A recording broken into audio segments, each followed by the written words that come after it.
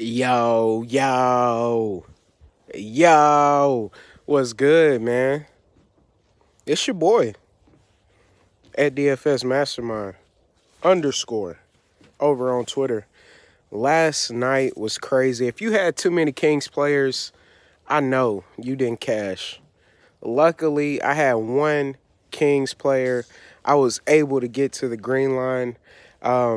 If you didn't get to the green line, it's all right. Just get back in bounce back mode, man. We're going to cash out tonight. We got a 4-game slate. I'm going to give you my top plays coming right now. Now, let's get into some of my top plays for this 4-game slate. I typically do not like 4-game slates just because the value sometimes runs really short. But tonight is one of those special nights where we have a ton of value. So I'm going to go ahead and play or give you some of my top value plays on tonight's slate. Minus the point guard position, he's not really a value, and some can debate with the center spot that I'm going to give you. It's not really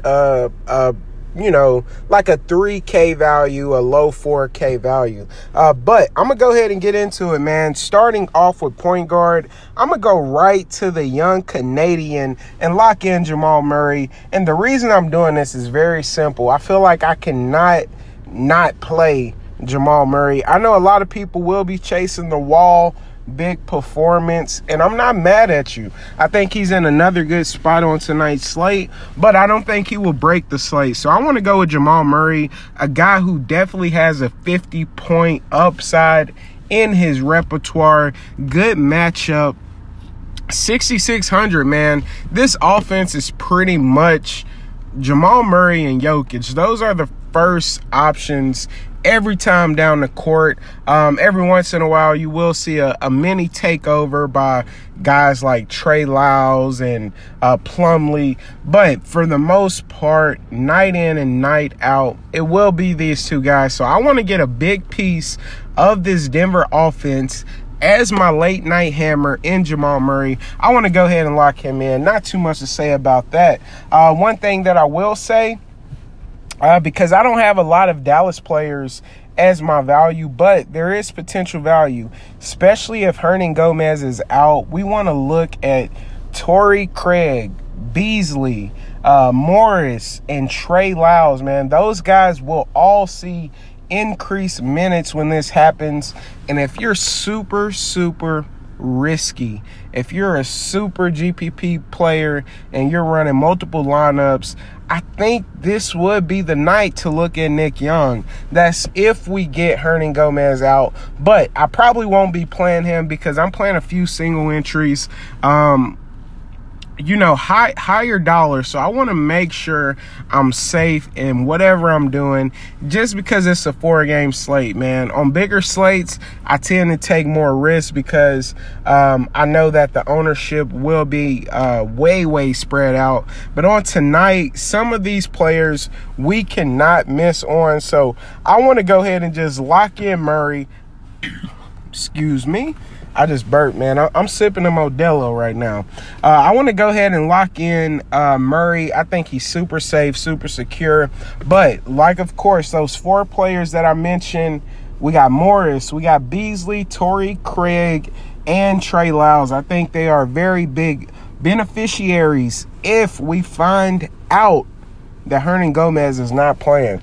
Moving on to shooting guard, I'm going right back to this late night game, the late night hammer. We got a bit of a break between the 3rd and 4th game. And if you happen to play all of your players in these first 3 games and you not over 300, you will be sweating it out. So I want to just go ahead and make sure I have a little bit of reinforcements when everybody's done. There's nothing better than seeing the PMR left and you are already in the cash, and then you see everybody above you that has 0 players left, you know you're going to pass them, man. So I really like doing that. Now, that is always not the best strategy. If you can't find good plays in those games, don't try to force it. But anyways, I like doing that, and I think I found a good play. And that play is going to be J.J. Barea. He will be coming back. We got Dennis Smith Jr. out. It's a beautiful spot. I want to go ahead and lock up J.J. Barea. He was off with an ankle injury. I don't think it was too severe. I think he was actually taking a little time, rejuvenating. He's getting a bit older, man, but this guy is dominant, man. When he's on the court, he can really, really provide the fantasy points for us. So I want to go ahead and lock up J.J. Barea. Moving on to small forward. My small forward is a bit risky.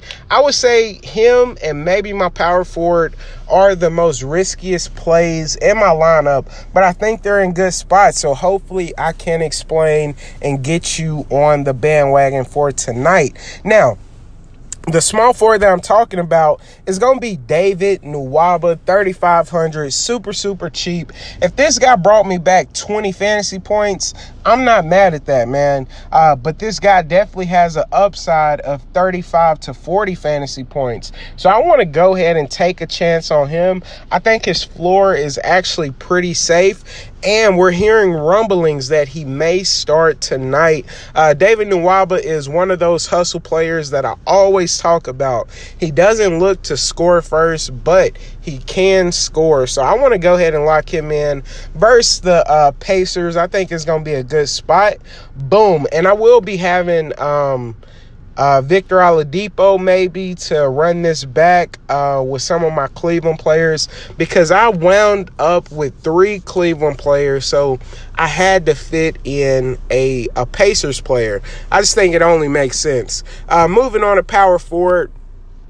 Power forward is a bit risky as well, but I think I got a good case for him, man. So we're going to go on to this Lakers and Brooklyn's game. While everybody's on Lonzo Ball, while everybody's on JaVale McGee, while everybody's on, I don't know how many Brooklyn players people will actually play.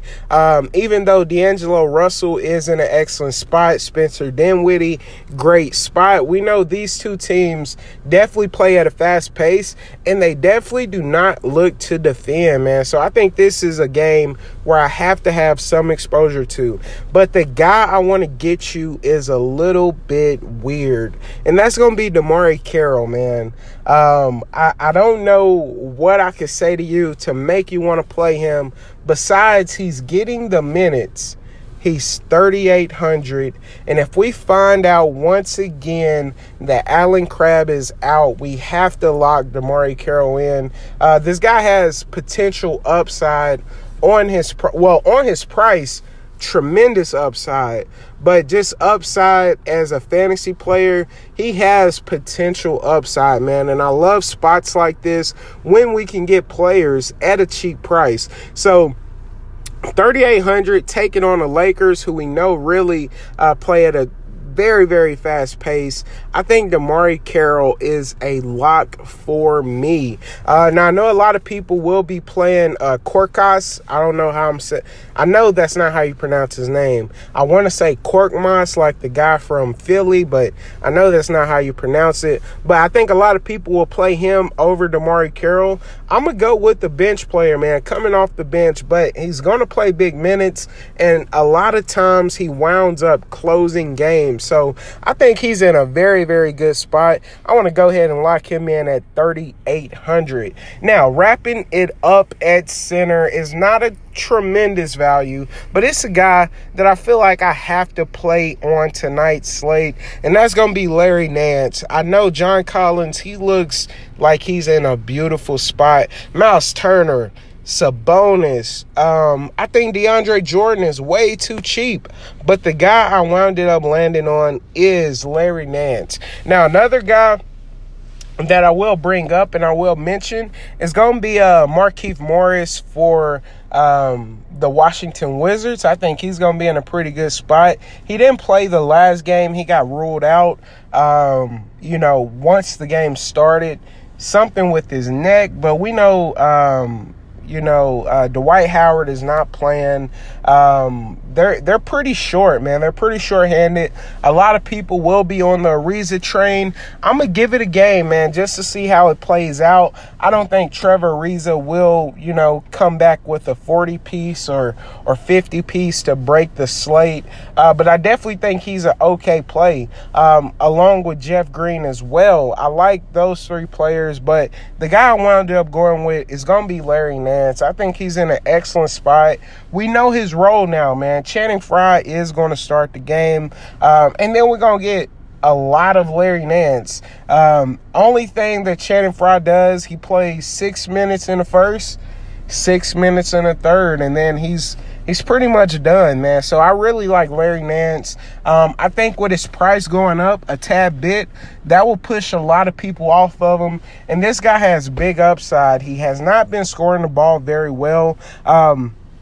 But I think that will come, man. I think that will come. And it's a beautiful matchup taking on Miles Turner, Sabonis, and Thaddeus Young. These guys are okay defenders, man, but they're not world beaters by any means. So I want to go ahead and lock him in. These are my top value plays or favorite plays on tonight's 4-game slate. We got Murray, the Canadian. We got J.J. Barea. We have David Nwaba, Damari Carroll, and Larry Nance Jr. Hopefully y'all found this video helpful. I want y'all to hit me with a like button, man. I'm starting to get my views back up. I appreciate the love. Go ahead and hit that sub if this is your first time watching the video. And yeah, man, let's bless up and let's cash out.